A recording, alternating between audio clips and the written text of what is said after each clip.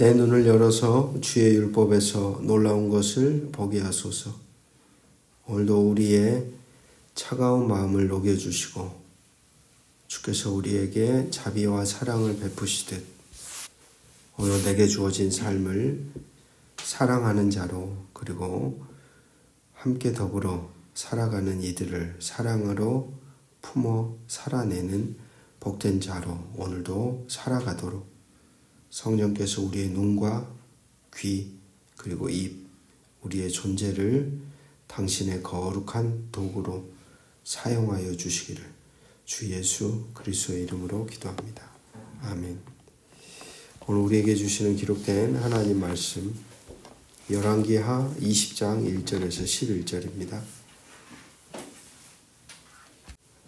20장에서 히스기야가 병을 고침받는 오늘 본문의 사건은 주일날, 그리고 지난주 1부터 읽어왔던 18장 19장에 일어난 사내립의 두 번째 침공 이전에 일어난 사건으로 시간 순서로 보면 회상에 해당됩니다.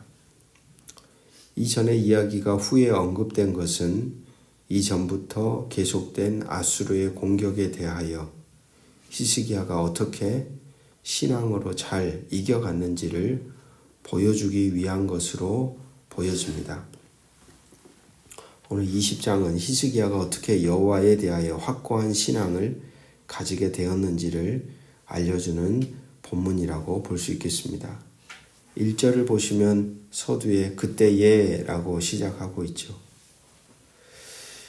그때가 언제인가를 우리는 유추하려면 6절의 말씀과 함께 생각해 보아야 합니다. 6절의 말씀을 보면 내가 너의 날에 15년을 더할 것이며, 히스기야의 통치 기간이 29년입니다.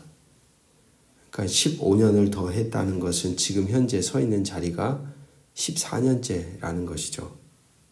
그리고 나서 열왕기하 18장 13절의 말씀을 한번 보시면 아수르가 1차 침입 때 히스기야가 언제인지가 명시되고 있죠. 13절을 보시면 히스기야 왕 제14년이라고 명시합니다. 그러니까 히스기야 왕 제14년에 아수르가 쳐들어왔고 첫 번째 쳐들어온 거예요. 아주 시간을 다시 재구성하면 쳐들어왔는데 그때는 라기스라는 데까지 몰려오니까 히스기야가 아주 위축이 돼서 사신을 보내가지고 어떻게 하면 되겠습니까? 그랬더니 그때 은, 금, 온갖 보물을 나에게 가져와라 가지고 다 갖다 바치잖아요. 그래서 돌아갈 줄 알았는데 거기서 조금 있다가 다시 또 진격에 들어오는 거죠. 바로 두 번째 다시 들어오기 바로 그 전 사이 시간에 일어난 사건이 바로 히스기야가 죽을 병에 걸린 사건이었다라고 저는 이해를 하는 겁니다. 이건 시간의 순서는 보는 입장들이 몇 가지가 있어요. 저는 그렇게 이해를 하고 오늘 성경을 보고 있습니다. 왜 하나님이 히스기야에게 죽을 병을 허락하셨을까? 그렇게 생각해 보는 거죠. 1차 침입 때 그렇게 신실했던 히스기야가 아수르가 쳐들어온다는 소식을 듣고 금, 폐물을 몽땅 갖다 바침으로 인간적인 방식으로 그 문제를 해결한 것에 대한 하나님의 실망이 아니었을까라고 그냥 유추해 볼 수 있겠습니다. 그러한 자신의 죽음에 대하여 이사야 선지자로부터 예언을 들은 히스기야가 20장 3절 오늘 본문을 보면 하나님께 기도하고 있습니다.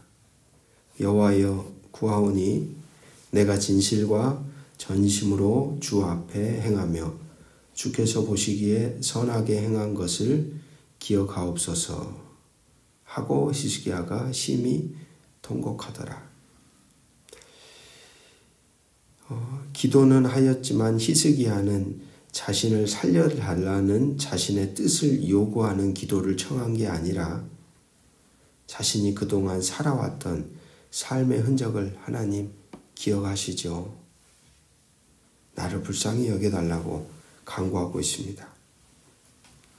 아마 그렇게 기도한 것은 처음 왕위에 오른 시절, 처음 마음과 자세, 태도를 그는 예기치 못한 하나님의 사형 선고 앞에서 다시 기억한 것처럼 보입니다.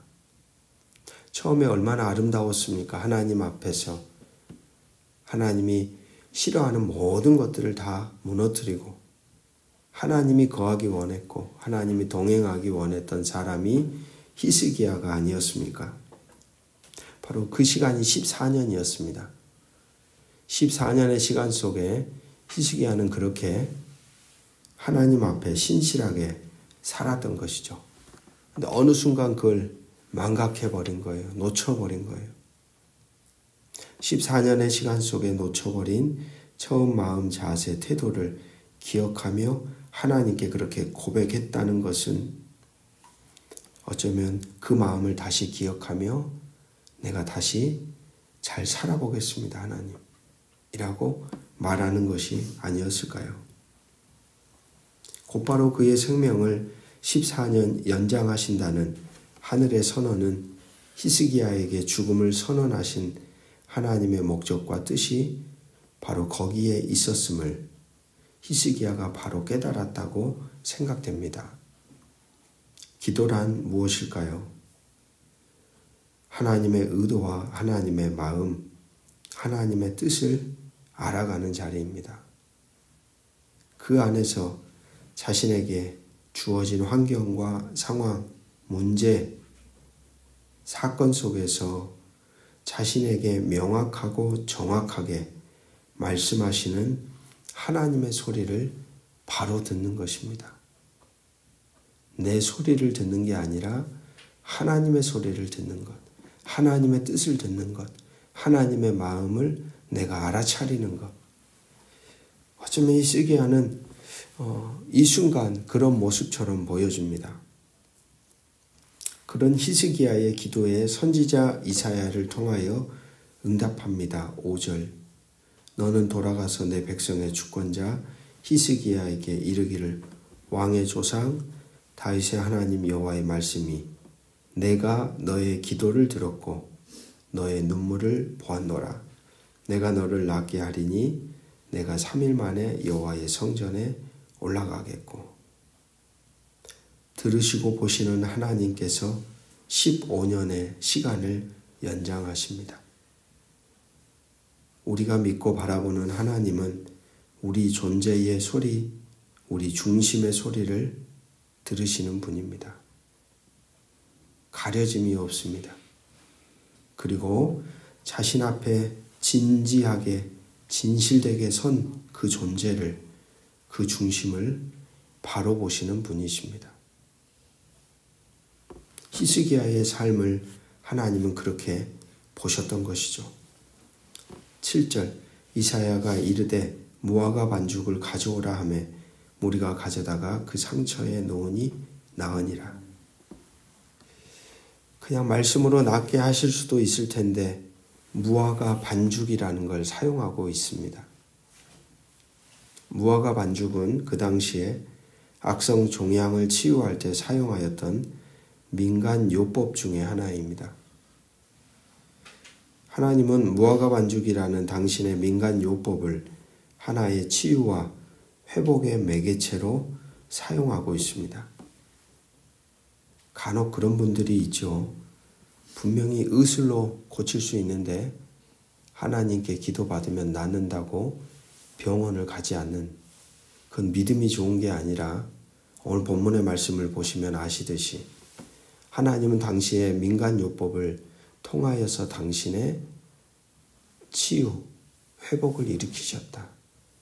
그러니까 오늘도 다양한 의술을 통하여서 하나님은 당신의 능력과 권능을 나타내십니다. 그렇게 오늘도 우리는 열어놓고 생각해야 하는 것이죠.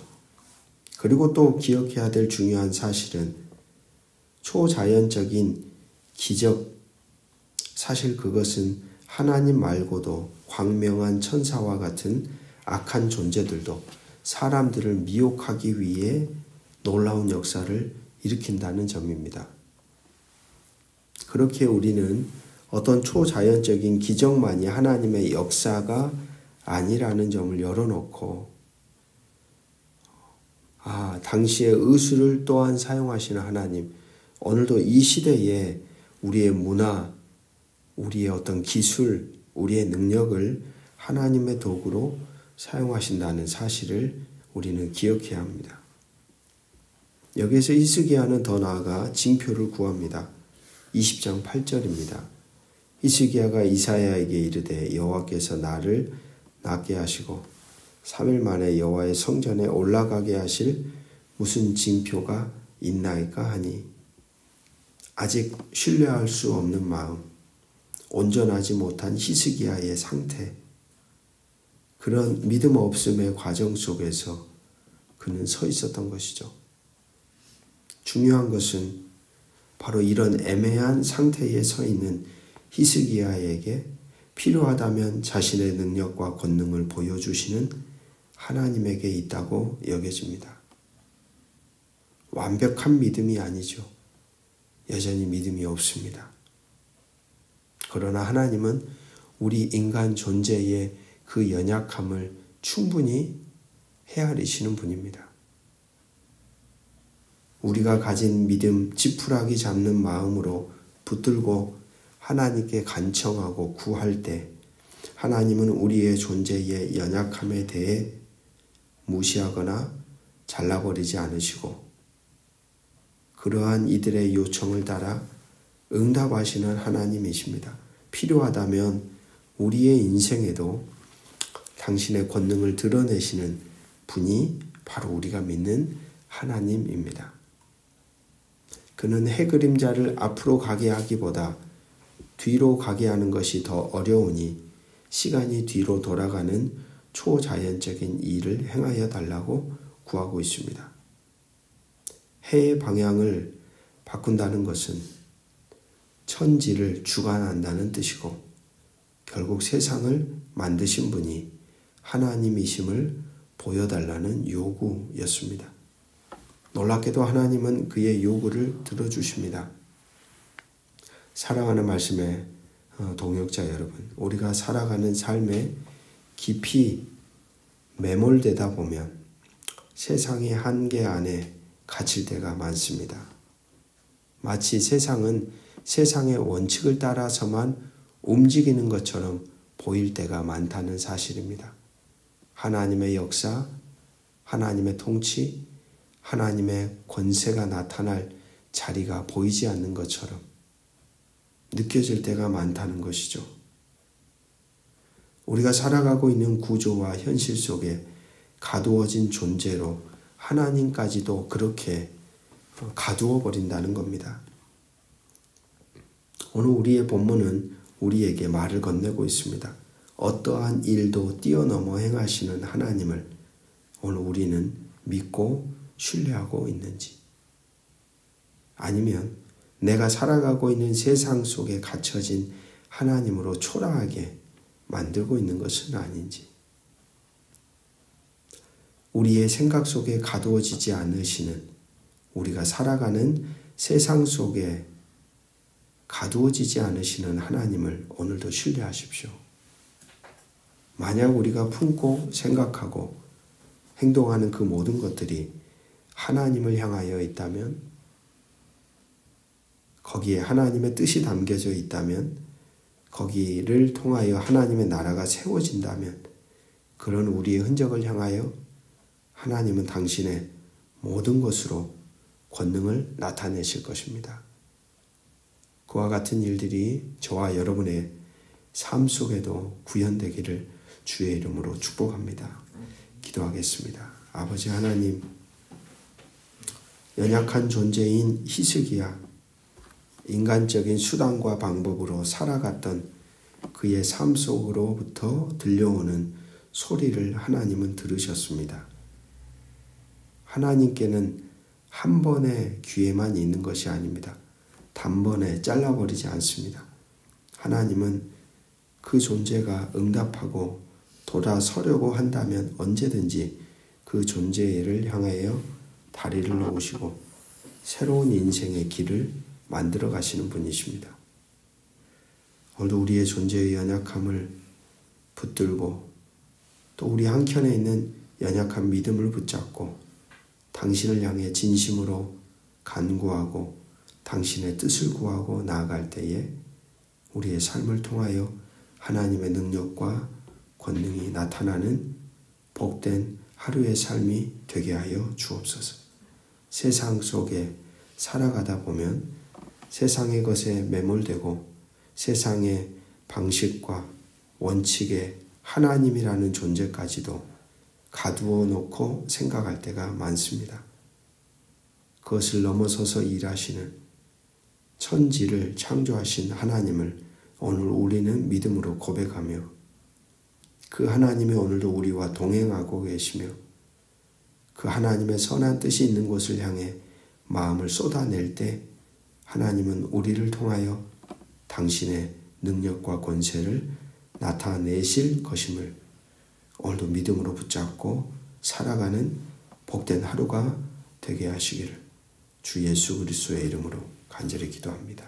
아멘.